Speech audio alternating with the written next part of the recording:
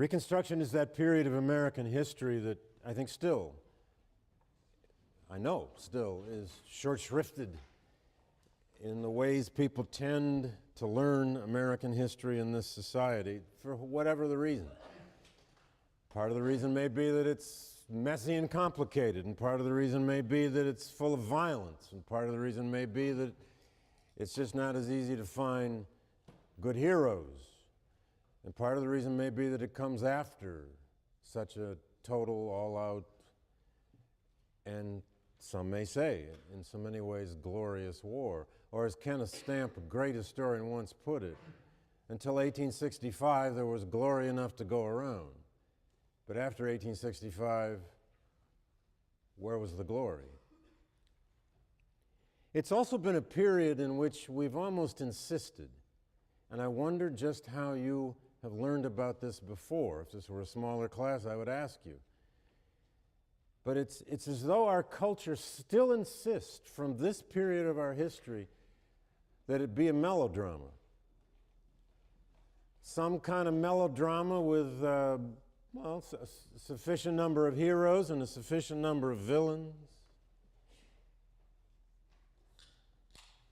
And a melodrama that usually ends up with a story of an oppressed South, much in need of our sympathy. Now, I've put a piece of words up here in front of you. I walked back to see if you could read it. I do think most of you in the room can read it. Just hold on to the papers until the end, please. This is the 13th Amendment. We're going to look at the 13th and the 14th today, or at least I'll get you up to the 14th Amendment. If the Civil War and Reconstruction were a second founding, I'll put the if on that, although for the next 3 weeks I'm going to argue that. If it was a second founding, a second revolution of some kind, that second founding is in the 13th, the 14th, the 15th Amendments to the Constitution. Read the 13th with me. It's the simplest, shortest, other than the actual parts of the Bill of Rights, it's the simplest, shortest amendment in the U.S. Constitution. It outlaws slavery and involuntary servitude except for imprisonment for crime. And then it has that very, very simple Section 2. Congress shall have power to enforce this article by appropriate legislation. That is almost, in some ways, a précis for what Reconstruction will become. What will constitute appropriate Reconstruction, legislation? What will constitute appropriate legislation to enforce black freedom? I put it up today in part two because just this weekend I was out lecturing in Springfield, Illinois at the new Abraham Lincoln Presidential Library. And it's a magnificent place if you haven't been there. It's a museum full of lots of wax figures, at least one life-size wax of Lincoln in every bloody room, sometimes two of them, and then they use holograms and he appears all over the place. It's a little weird and scary. But at the end of the whole day and evening, they took me down in the vault and asked me if I wanted to see some special documents and special possessions. They showed me one of Lincoln's 3 existing top hats. They showed me the cast of his hand I got to touch. They showed me personal notes he wrote to pardon deserters from the Union Army. They showed me all kinds of things. But one of the things they showed me was the original draft, the handwritten draft by the clerk of the House of Representatives of the 13th Amendment, and then signed by A. Lincoln and most of the members of the House, at least those who chose to sign it. And I realized, damn, that thing is real. And maybe someday I can live to see the 14th Amendment. Back to the 14th in a moment. Sorry about that. That's not the 14th Amendment. That's just the outline. Now, a few overall thoughts on Reconstruction to just give you some hooks to hang your hat on before we look back again at this question of Reconstruction during the war, and then after Lincoln's death, the fight that ensues quickly between the new president, Andrew Johnson, and the congressional leadership of the Republican Party, soon now to be known as the Radical Republicans, in what will become a great constitutional crisis over who will control Reconstruction and what Reconstruction will be. Reconstruction, though, is often seen, it is indeed, an era of almost gargantuan aspirations, if you think about what they were trying to achieve, and tragic failures. But it's also an era of sudden and unprecedented legal, political, and constitutional change. It's also a period of tremendous social and political violence. We've never experienced anything in America other than sanctioned war, which the Civil War, of course, had been. We've never, ever experienced social and political violence on the scale that you'll see in Reconstruction. In fact, there's a whole batch of books coming out now on Reconstruction violence, and I suspect this has a lot to do with living in the age of terrorism. Publishers are really promoting the subject. You're reading one of them that's just been out a year or two by Nicholas Lemon called Redemption. More on that in a week or two. In another way, Reconstruction was one long 10, 11-year agonizing referendum on the meaning of the war. What had the war meant?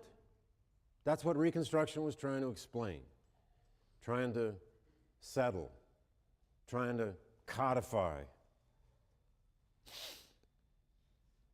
What had actually been the verdict at Appomattox? When Lee surrendered and then Johnston surrendered and the Confederate armies surrendered, what was the verdict? Who got to determine it? Who had really won the war? And what had they won? What cause had lost? Now, someone really won this war and someone really lost this war. This is not one of those wars where you can say, you know, nobody ever wins a war. Nonsense. Union victory is real. Confederate defeat was virtually total in a military sense. But what was the South to lose? One of the greatest challenges of Reconstruction was to determine how you take this massive national blood feud of unimaginable scale at its beginning and then reconcile it into a new nation.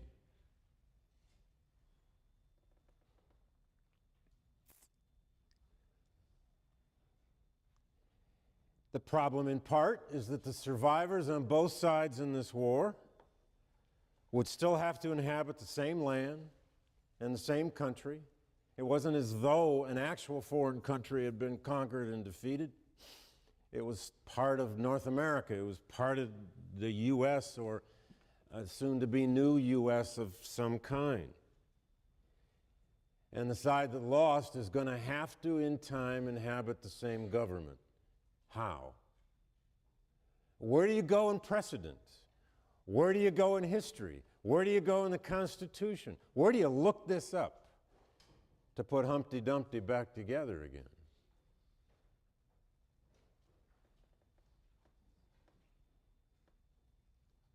Put another way, the task was how to make the eventual logic of sectional reconciliation, knitting North and South back together, how to make the eventual logic of sectional reconciliation somehow compatible with the logic of that revolution that was put in place in 1863, or in other words, emancipation. And by logic, I mean you have to put North and South back together. but you also now have to deal with the fact the slaves have been freed to some new status. Got to do both. Put another way, how do you square black freedom and all the stirrings of the possibility, at least, of racial equality now with that cause in the South that had lost everything except its faith in white supremacy? How do you fold black freedom into white supremacy? How do you fold white supremacy into black freedom? Can they ever be? Could those ever be reconciled? And what if they can't?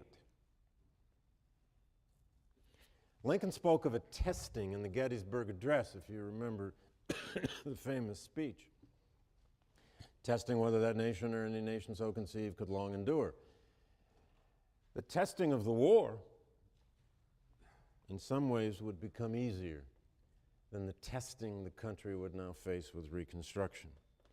Or finally, put yet another way, and I wrote about this at too much length in a book called Race and Reunion, the challenge of Reconstruction, and it's the challenge we've had ever since, is how do you do two profound things at the same time? One was healing, and the other was justice. How do you have them both? What truly constitutes healing of a people, of a nation that suffered this scale of violence and destruction? And how do you have justice? And justice for whom? Here's what Lincoln said next to the last day of his life, 3 days before he was shot. It was his last public utterance from a balcony at the White House. He was discussing Reconstruction. His audience that day wanted to just hear about the glories of the ending of the war, and he gave them a little mini lecture on Reconstruction because that's precisely what he was dealing with. He said this: Reconstruction is pressed much more closely upon our attention now. It is fraught with great difficulty. Unlike the case of a war between independent nations, there is no authorized organ for us to treat with. No one man has authority to give up the rebellion for any other man. We simply must begin with and mold from disorganized and discordant elements. Withal, so new and unprecedented is the whole case that no exclusive and inflexible plan can safely be prescribed as to detail. But important principles must be inflexible. That's classic Lincoln.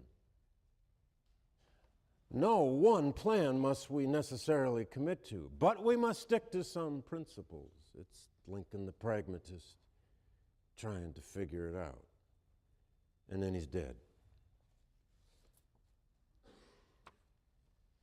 But back to wartime, at least for a few minutes. The debate over Reconstruction, as it will play out through the next 3 years, 4 years, really 5 years, up to 1870, 71, is the debate that ensued between Lincoln and his own party leadership in Congress as early as late 1863. Here's Lincoln's plan again. You can read all of this in Foner's Short History of Reconstruction, but let me give it to you at least in brief terms. You'll remember I said the other day that Lincoln wanted Reconstruction to be presidential, lenient, and quick. He was openly friendly to Southerners his whole life, as I suppose everybody knows. His 4 brother-in-laws had fought for the Confederacy, et cetera, et cetera. He's born in Kentucky. He did not really have any kind of personal vindictiveness towards Southerners the way many others in the Republican Party will have, and they'll have reasons to have that. Some have argued, as Kenneth Stamp once did, that Lincoln actually had a deep personal need for personal absolution, that he carried this horrifying burden of all that death, that he took it as his personal responsibility, and that this charity for all and malice toward none and the leniency in Lincoln's Reconstruction ideas is somehow rooted in that sense of personal responsibility for all the suffering. There may be something to that. But his Reconstruction policy, such as he put it in place, at least for a while, was rooted in his constitutional philosophy. Lincoln, number one, believed secession had never happened, that secession was essentially impossible. A state could not secede from the Union. He chose language carefully as a good lawyer. He said as states, the southern states, the Confederate states, were still in the Union technically during the war, even though they seceded. They were simply, in his language, out of their normal relationship to the Union, whatever the hell that's supposed to mean. Well, they fought this total war against the United States, but they were not really out of the Union. Now, that's a legal position, rest assured. He made a distinction between states and governments.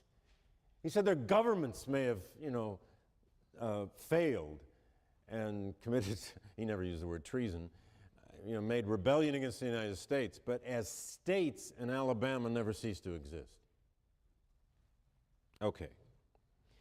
He's famous for saying things like, physically we cannot separate.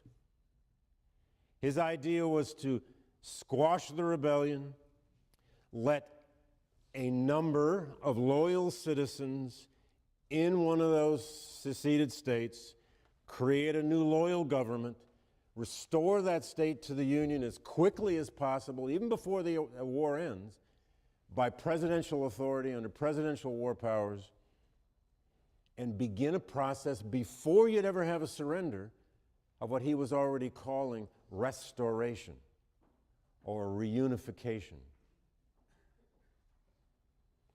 He wanted it done by executive authority. That wasn't necessarily a personal power grab by any means, but he wanted to do it under presidential war powers. Because he did understand, to the extent anybody could predict the future, that once the war did end, Congress's powers would rise. A president is never so powerful as in time of war. Now, pause with me for a moment.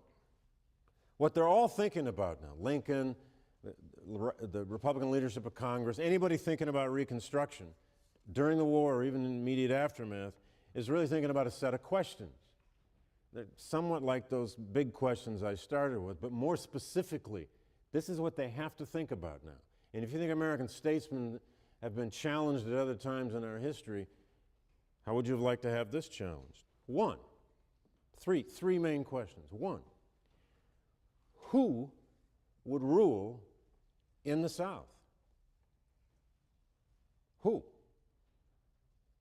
Who gets to vote? Who gets to hold office? Ex-Confederates? Black people? Whites who'd been loyal? How do you determine this? Two, who will rule in the federal government?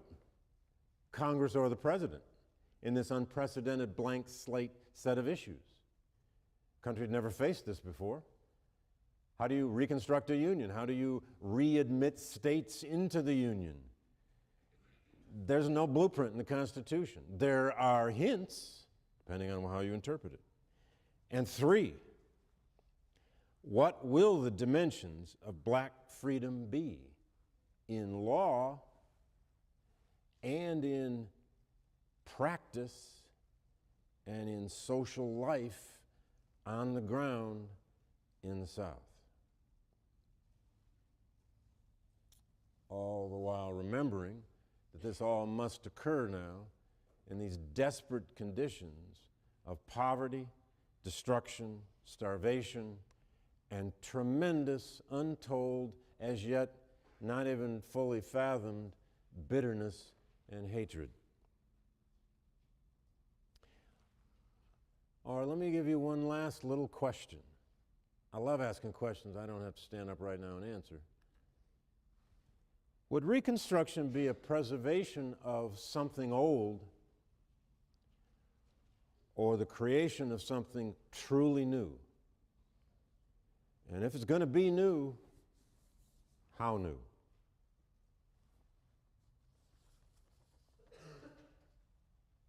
Back to the war years. Lincoln issued on December 8, 1863, his State of the Union or annual message, part of his annual message, what he called the Proclamation of Amnesty and Reconstruction. This was issued December 63. Remember the dates here, because this first major debate on Reconstruction is going to occur in some of the most terrible months of the war. And yet in Washington, they're also having this debate. There were several parts to this, but three main ones. It's Lincoln's classic lenient, rapid, moderate, and presidential Reconstruction. It's called the 10% Plan. He, number one, would pardon all ex-Confederates with a certain list of exceptions. High-ranking Confederate officials, although he didn't entirely clarify how high-ranking, they wouldn't be pardoned, at least yet. He would not pardon those who had resigned commissions in the judiciary or in Congress to support the Confederacy. And he put in a clause that said he would not pardon those who could be convicted of mistreating black soldiers, of which there had been a great deal of, and he was under some pressure to do something about that by late '63. And then he said when 10% of the voting population of a given southern state, and that voting population was determined by how many voted in 1860, when 10% of the male voting population, because that's the only people who could vote, would take an oath to the Union and establish a new government, then he, as president under presidential war powers, would recognize them and readmit them to the Union. Just like that. Blacks were excluded from the entire process. There was no mention at that point of any black suffrage. He wants 10%. Now, right away, members of his own party in Congress are saying, wait a second, Mr. President. What about the other 90%?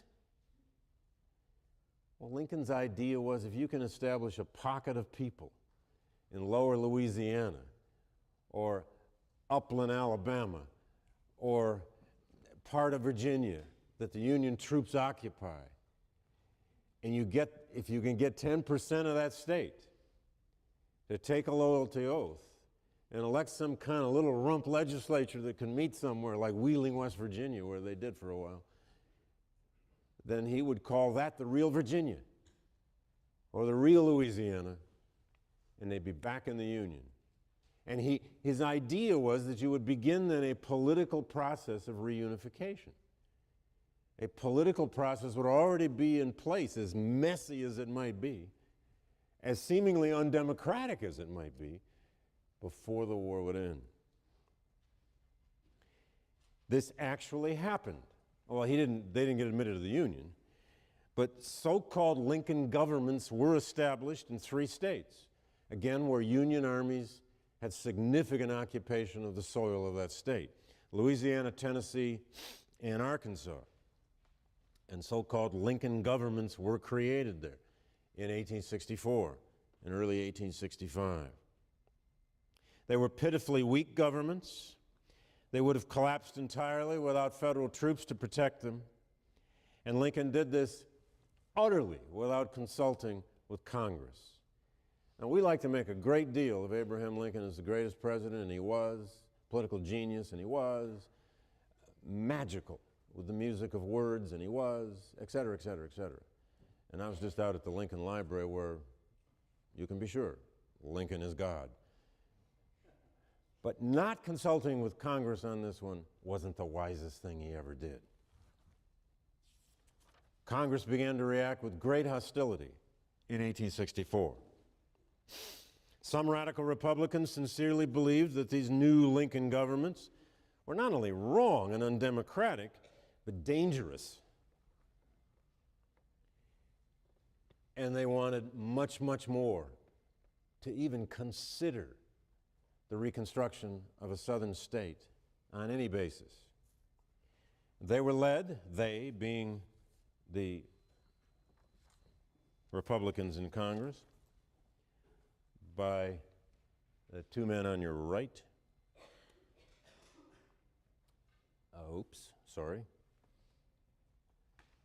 Thaddeus Stevens on the top and Charles Sumner on the bottom. Stevens, a congressman from Pennsylvania who grew up and lived near Gettysburg. Fascinating, interesting, driven, passionate, complicated, club-footed man. Brilliant lawyer, and a radical, and an old abolitionist, although he had some complications along the way.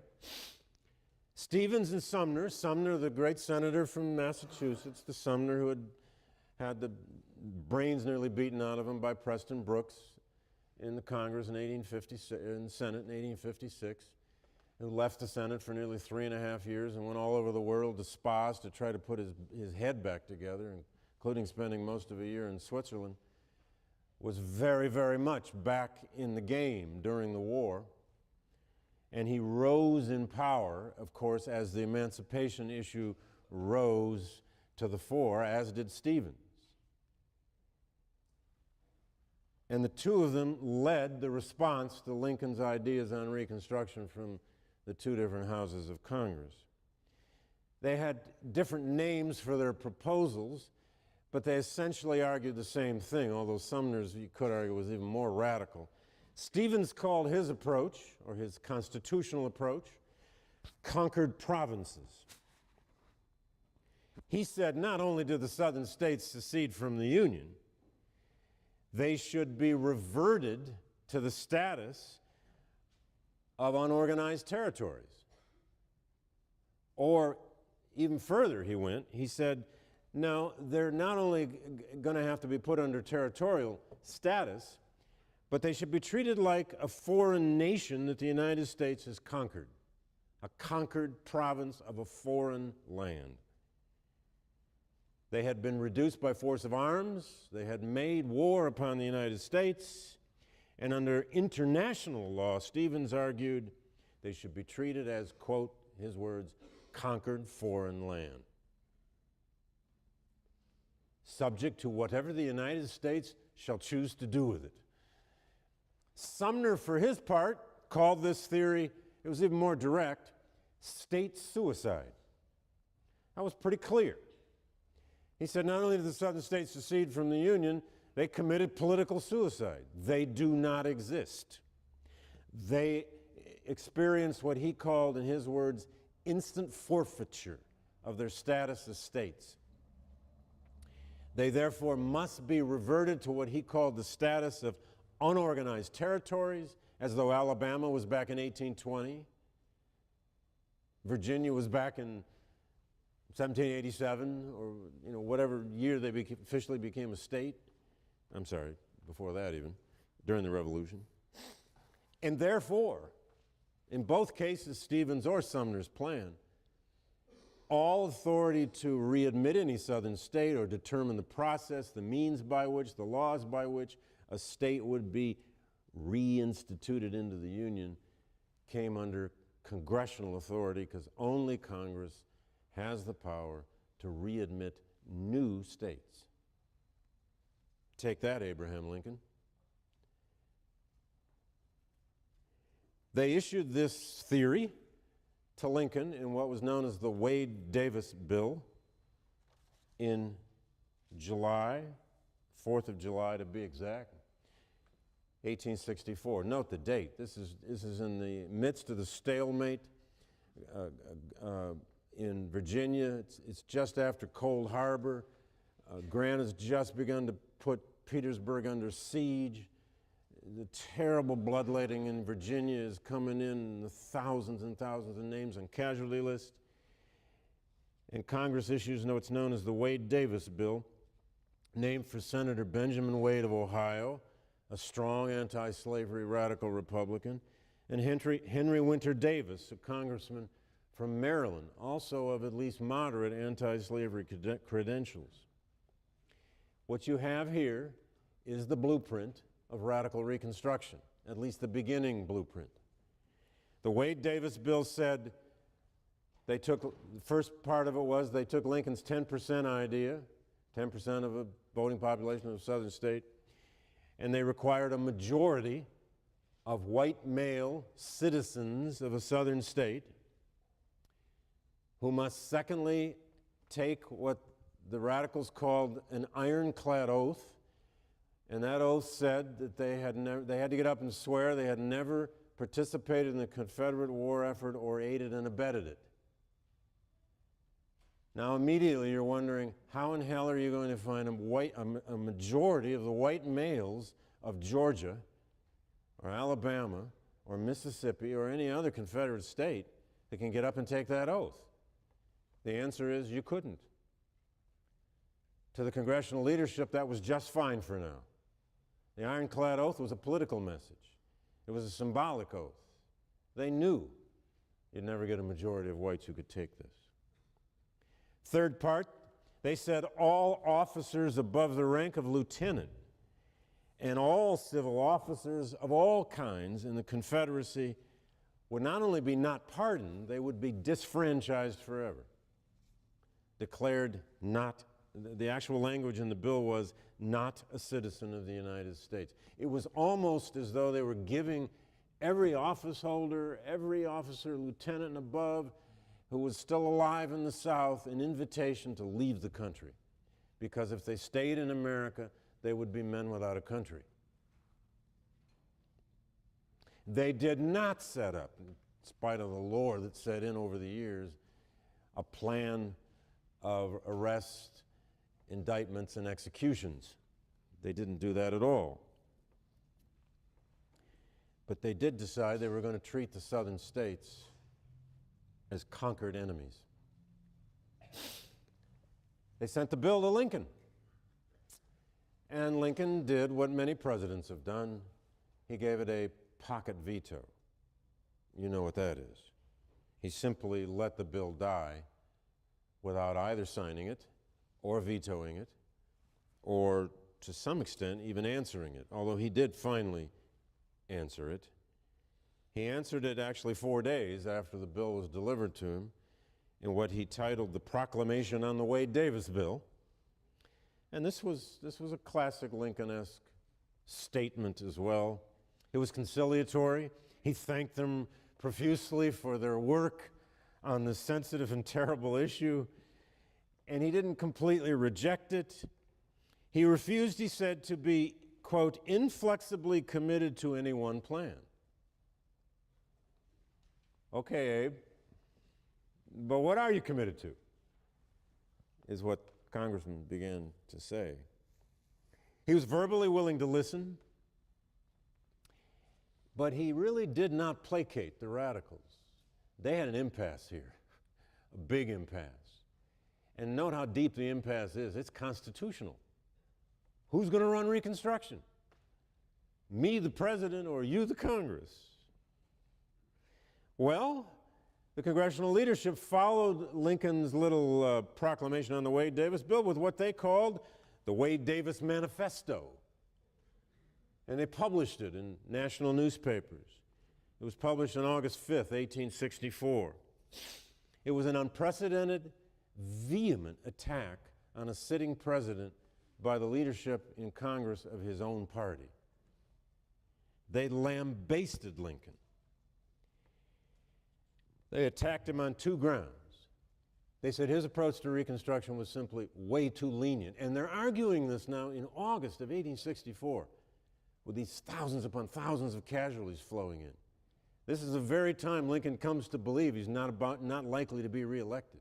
And there were some members, particularly the radical wing of the Republican Party, who'd been laboring to dump Lincoln from the ticket all summer and probably could have succeeded in doing it if there wasn't so much at stake. And they went a second step. They actually accused him of usurpation of presidential powers. An impeachable offense if anyone ever cared to take it any further step. Here's the key as the dispute emerged that summer. Lincoln viewed Reconstruction as a means to weakening the Confederacy and winning the war. Think of it as a political strategy, that 10% idea, trying to get some fledgling little state legislature and government, somehow get 2 or 3 of them into the Union. It was a strategy, and not a blueprint written in stone for the way Reconstruction would always be. But to the radical Republicans, they viewed this as a much more far-reaching transformation and a building, really, of a new nation when and if they can win the war. They really were at an impasse. Now, you know from our previous lectures and your reading that the fall of Mobile Bay on August 5th, the same day as the Wade-Davis Manifesto, Admiral Farragut took Mobile Bay. That had a tremendous impact on public opinion. Then on September 3 or 4, Atlanta fell. It had an even greater impact on public opinion. And of course, you got the presidential race now happening in the fall, and Lincoln is reelected. This impasse on Reconstruction, though, basically just sat there until Lincoln's death. In the meantime, he cooperated, and so did they, on 2 tremendous pieces of legislation. 2 great enactments. One is the 13th Amendment, which we just discussed, and I want to come back to that in a moment. Well, actually, I'll mention it now. The fact that it got passed is fairly remarkable. That it got passed at all is fairly remarkable. It is,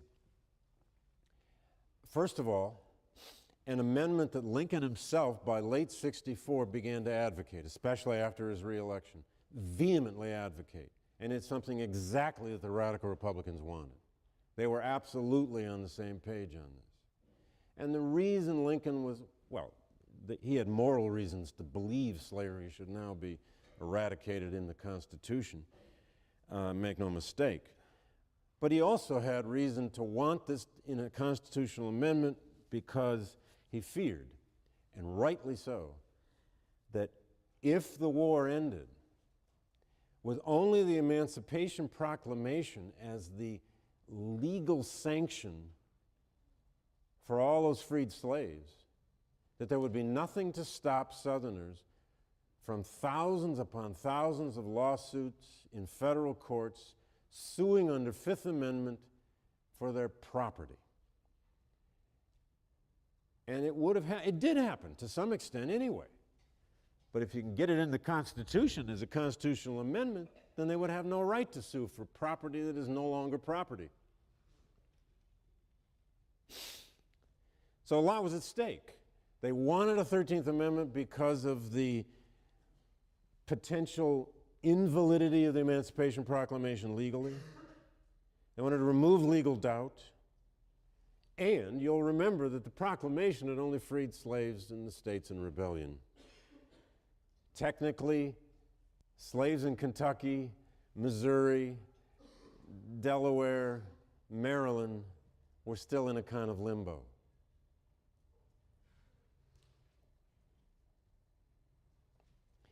It passed the House of Representatives on January 31st, 1865, but it was not easy. You might think you live in the United States of America, and of course there'd be a 13th Amendment finally.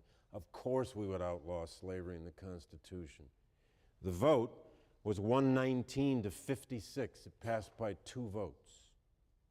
Takes 2/3 majority for a constitutional amendment. It passed by 2 votes.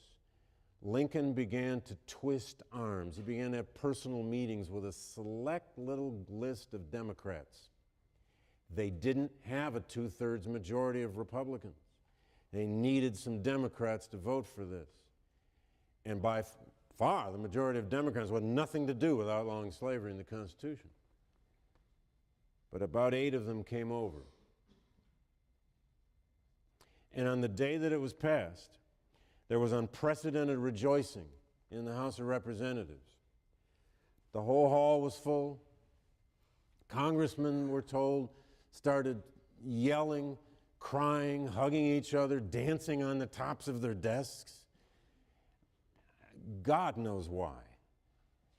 In part because of the importance and the gravity of the issue, in part perhaps because they'd lived through so much agony in the war.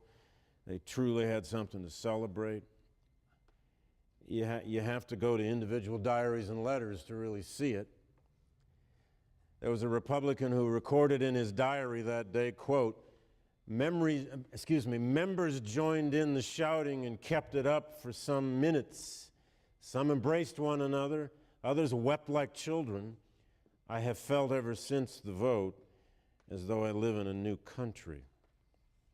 Frederick Douglass's son, Lewis, veteran of the 54th Massachusetts, in his uniform, was sitting in the balcony on the afternoon the 13th Amendment was passed.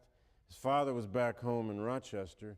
He immediately wrote his father a note that I've read. It said, "Father, you should have been here today. Today was your day." And then at the same time, that Congress, with Lincoln's strong approval, worked on a bill to create the Freedmen's Bureau, an unprecedented agency in American history, certainly to that time.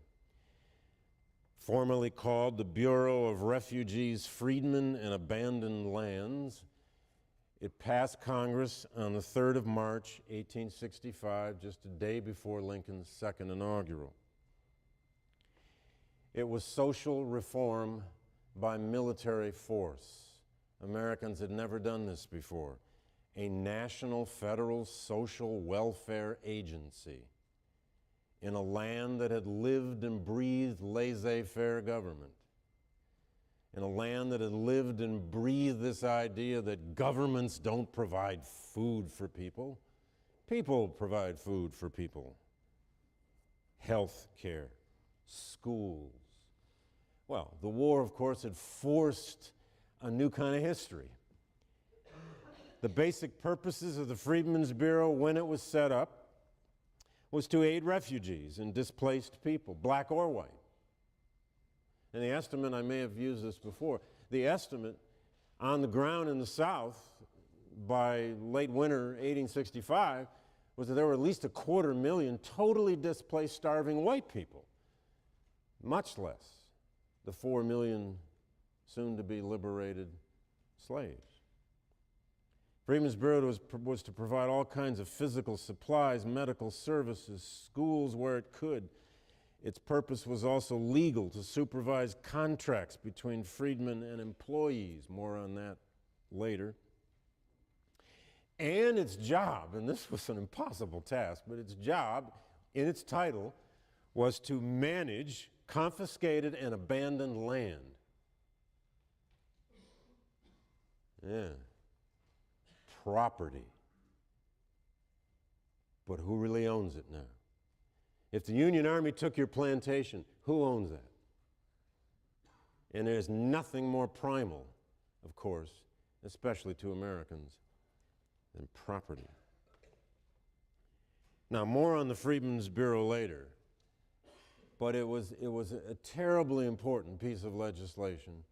It passed with majorities in both houses, of course, because the Republicans had those majorities, and Lincoln gladly signed it, and it established at least an agency to be put in place once the war was over. Now,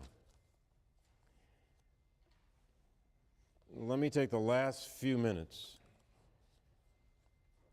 and set up what is now to happen between old Andrew Johnson and this same leadership of the radical Republicans once Lincoln was gone. This is the classic struggle of Reconstruction, Johnson and the radicals. Now, first of all, how did Andrew Johnson get on Lincoln's ticket? Why did Abraham Lincoln choose Andrew Johnson as his running mate? I've often put this to major Lincoln scholars. I mean, look, I confess, I'm a great admirer of Lincoln's, like most people. But he couldn't do everything perfectly. And he gave us Andrew Johnson. And we've never held him responsible for that. And I'm not willing to give him a total pass on that one. Because Andrew Johnson ranks down there just about -2 on the list of presidents, I think, of all time. Well, how's that for directness? Sorry about that. If you're an Andrew Johnson fan, you're lonely. He's on the ticket in '64 because, you know this? He's the only senator from a seceded Confederate state who didn't secede with a state. He stayed in the Union from Tennessee. He's a complicated guy. God, he could have been interesting.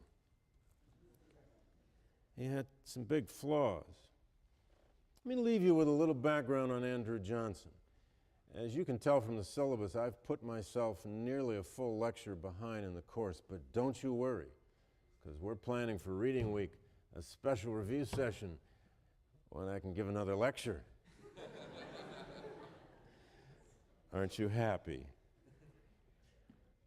There's an old saying about Andrew Johnson that, quote, old Andy never went back on his raising up. He's from East Tennessee. He was born in North Carolina. He grew up illiterate. He had once owned 11 slaves, although he did free them. He moved to East Tennessee with his wife Polly, who taught him his literacy. He grew up a Jacksonian Democrat. His God was Andrew Jackson. If lovers of the New Deal believe FDR was somehow the son of God, as my grandparents did, Andrew Johnson thought Andrew Jackson was the son of God. In 1861, he was the only Southern senator who did not secede with his state. In 1862, Lincoln appointed him the war governor of Tennessee, in the occupied parts of Tennessee, out of which Lincoln eventually was going to, he did try to create a new government. Andrew Johnson was his governor. It took tremendous courage to be a Unionist in Tennessee during the Civil War. But there was a lot of unionism in East Tennessee. And in '64, Lincoln needed a border state running mate. After all, who had been his running mate before? Totally forgettable, I realize. No one ever remembers vice presidents from the anybody remember vice presidents from the 20th century? Only those who get Nobel Prizes do we really remember, I guess. But Hannibal Hamlin of New Hampshire had been Lincoln's running mate. Now, what good is a New Hampshireite on the ticket in '64? A New Hampshireite was useful in '60, but not in '64. So he dumps Hannibal Hamlin, in spite of the alliteration of his name, and goes for a political choice. What could send a better unionist message to the border states than Andrew Johnson, only Southern senator, doesn't secede from his seat? Well, all was pretty well, at least until the inauguration. Andrew Johnson, unfortunately, was drunk at his inauguration as Vice President of the United States. Now, his explanation for that is that he had a terrible tooth infection and he'd been sloshing down whiskey all morning. But they literally had to stand him up, prop him up, and point him in the right direction and practically raise his hand. On the day he was inaugurated, when Lincoln delivered the second inaugural, A.J. had to be removed to a back room. Not an auspicious beginning. Last thought. But by far the most important thing about Andrew Johnson, though, in spite of his early comments when he said treason must be made odious, and Charles Sumner said, ooh, he's speaking my language, the thing we must know about Andrew Johnson is, number one, he was a virulent white supremacist. He was an ardent states' rightist. Yes, he was a states' rightist and a unionist. It's entirely possible to be that. He also hated the Southern planter class. He was never anti-slavery. He was not only not anti-slavery, he was an open racist. He believed the United States should remain, in his own words, a white man's country forever. And he had a disposition that could best charitably be described as hypersensitive and obstinate. He was not a flexible politician. I'll leave you with old Andrew Johnson now into the story and messing things up. And I'll see you Thursday.